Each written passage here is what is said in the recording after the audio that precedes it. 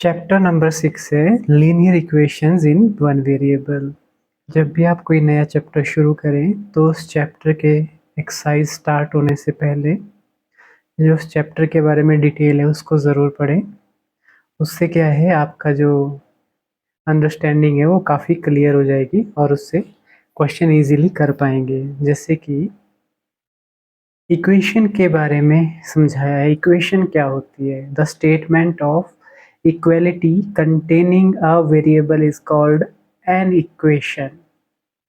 जैसे कि ये एग्जांपल बुक में दिया है, the statement of equality containing a variable is called a equation. यहाँ पे एक वेरिएबल है और इक्वेशन में एक से ज़्यादा वेरिएबल भी हो सकते हैं। ठीक है, जैसे कि चैप्टर का नाम है linear equations in one variable. Equation तो हम समझ गए, लीनियर क्या हुआ? जहाँ पे वेरिएबल की हाईएस्ट पावर 1 हो। जैसे ये x लिखा है यहाँ पे, तो इट मीन्स x की पावर कितनी है? 1। अगर यहाँ पे मैं 2 लगा दूँ तो ये फिर लीनियर इक्वेशन नहीं रहेगी।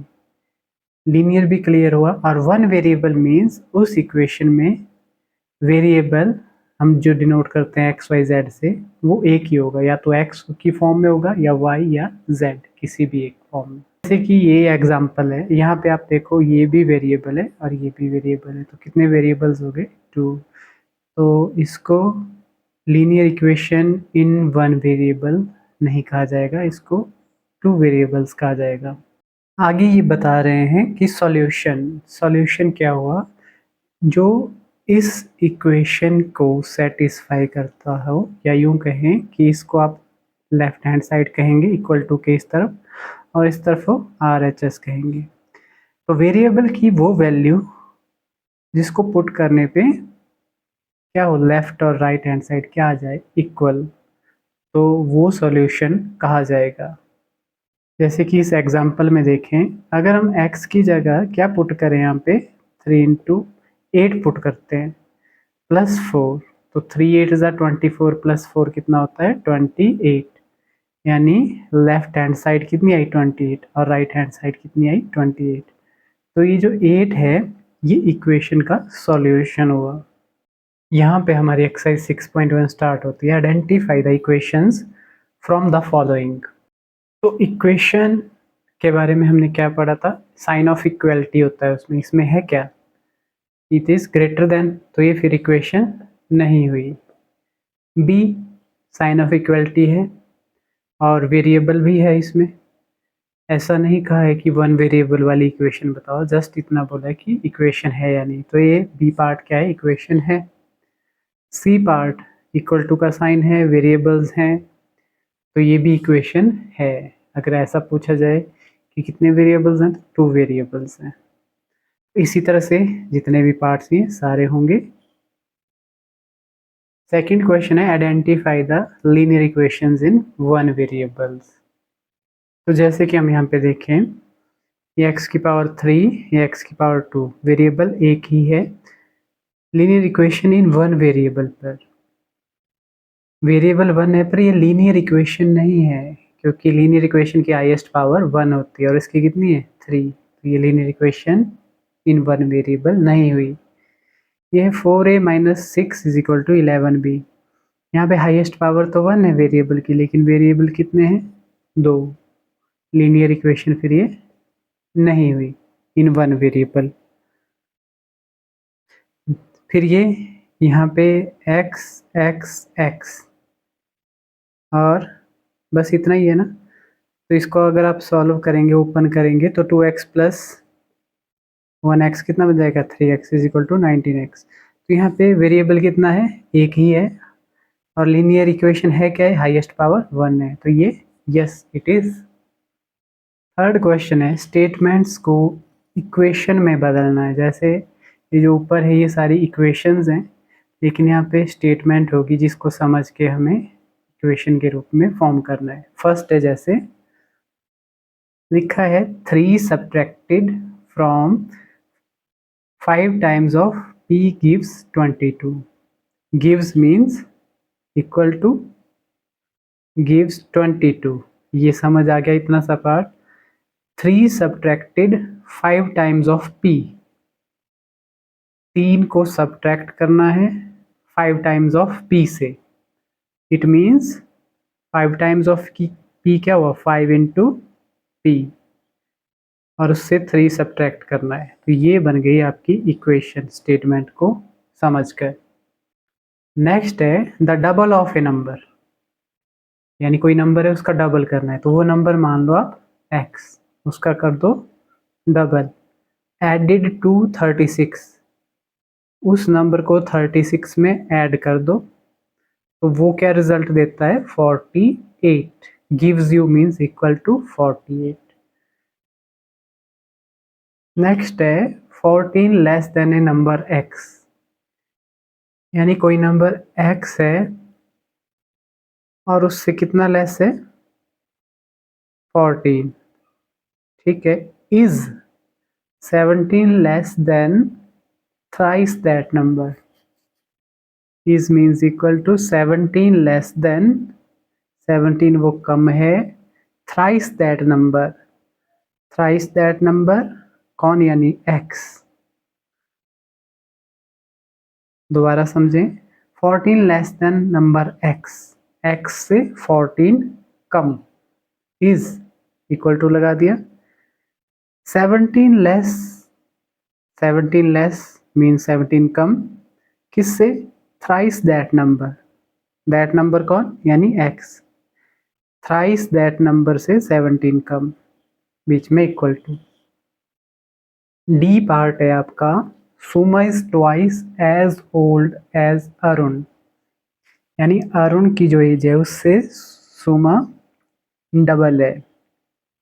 तो सोमा की एज किस पे डिपेंड है, अरुण की एज पे। तो अरुण की एज को क्या मान लेंगे, x। ठीक है, तो यहाँ लिख लेंगे समझाने के लिए, Arun age, let Arun age क्या मान लिया, x।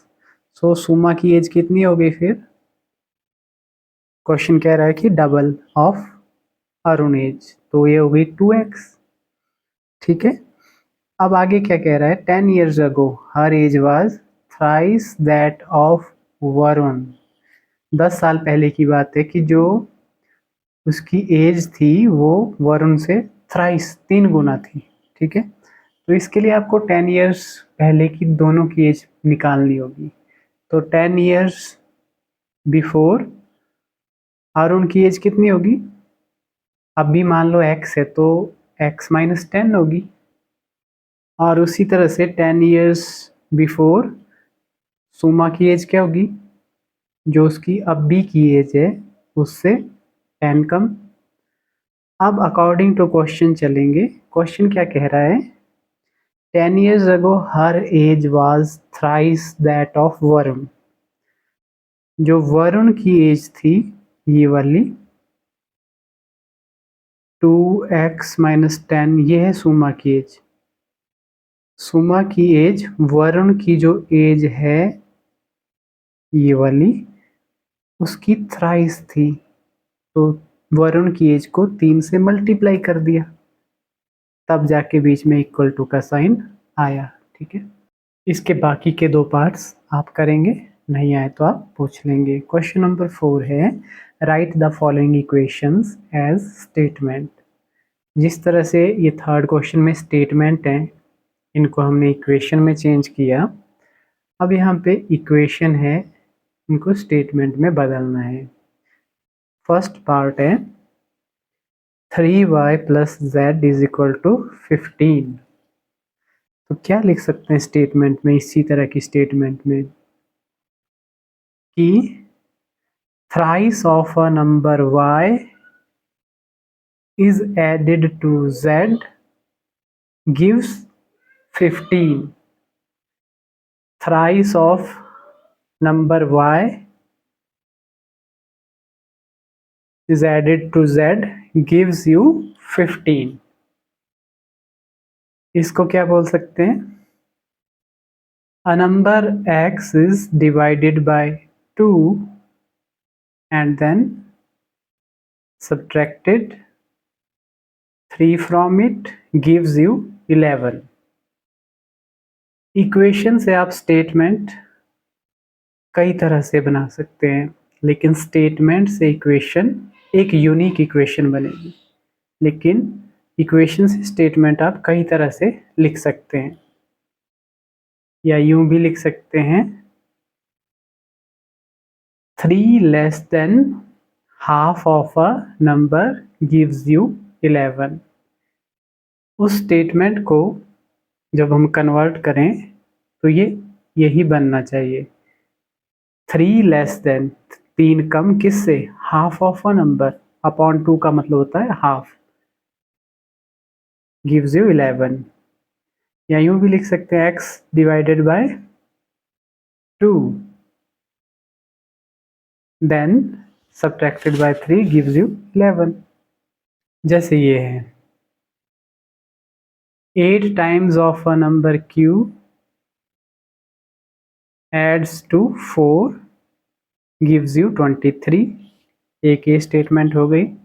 या sum of 8 times of a number q and 4 gives you 23। Sum of क्यों बोला, क्योंकि ये दोनों नंबर्स क्या हो रहे हैं, ऐड हो रहे हैं। Sum of 8 times of q and 4, sum किसका, 8 times of q and 4 gives you 23। तो जो भी स्टेटमेंट आपको इजी लगे लिख सकते हैं, बस उस स्टेटमेंट का मीनिंग वही रहना चाहिए जो वो इक्वेशन है। इसकी स्टेटमेंट क्या हो सकती है, sum of 2/3 of y and x gives you 18। इसी तरह से ये सारे पार्ट्स आपने कन्वर्ट करने हैं। 5th क्वेश्चन, नेक्स्ट क्वेश्चन है check whether the value given in the bracket is solution to the given equation और नॉट। कि जो ब्रैकेट में वैल्यू दी हुई है x की, वो इस इक्वेशन का सॉल्यूशन है या नहीं। इक्वेशन का सॉल्यूशन कब होती है वो वैल्यू, जब आप उस वैल्यू को पुट करते हैं और लेफ्ट साइड और राइट हैंड साइड क्या आ जाती है, इक्वल। ठीक है, तो यहाँ पे x की वैल्यू दी है 3, पर इक्वेशन में तो y है, तो y ही रहेगा। y की वैल्यू हम तब भर सकते हैं जब y की वैल्यू दी हो, लेकिन यहाँ पे तो x की वैल्यू दी हुई है, तो this is not the solution. लेकिन आपका आंसर पीछे बता रहा है कि इट इज़ द सॉल्यूशन, तो यहाँ x की जगह क्या लिखना होगा, मिस प्रिंट है फिर ये, x की जगह इनको लिखना चाहिए यहाँ पे y इज इक्वल टू 3। जब हम y की वैल्यू 3 पुट करेंगे तो 3 + 22 कितना आ जाएगा, फिर 25। ठीक है, तो तब तो लेफ्ट हैंड साइड 25 आ गई और राइट 25 है, तब तो ये सॉल्यूशन है। लेकिन यहाँ पे x की जगह क्या होगा, y is equal to 3। Next C part है, जैसे p की वैल्यू कितनी है, -3। तो जब हम यहाँ पे पुट करेंगे लेफ्ट हैंड साइड में, लेफ्ट हैंड साइड क्या है 3, और p की जगह लिखेंगे -3 + 3, तो कितना आएगा, 3 3 ज़ा 9 plus into minus minus plus 3, तो कितना आ गया रिजल्ट, 9 + 3 माइनस का 6, अपोजिट साइंस। तो अब आप देखो राइट हैंड साइड में क्या है 13, और लेफ्ट में क्या बन रहा है -6। यहाँ पे LHS और RHS इक्वल नहीं है, so p is equal to -3 is not the solution to the equation. ठीक है, ये सॉल्यूशन नहीं है क्योंकि इसके भरने पे लेफ्ट और राइट इक्वल नहीं हुए। इसी तरह से सारे पार्ट्स आपको कर लेने हैं। Question number 6 same question number 5 की तरह है। यहाँ पे आपको x की वैल्यू 4 पुट करनी है जितने भी क्वेश्चंस हैं, और देखना है कि लेफ्ट हैंड साइड और राइट हैंड साइड इक्वल अगर आ जाती है तो x इज इक्वल टू 4 उस इक्वेशन का सॉल्यूशन होगा, अदरवाइज नहीं होगा।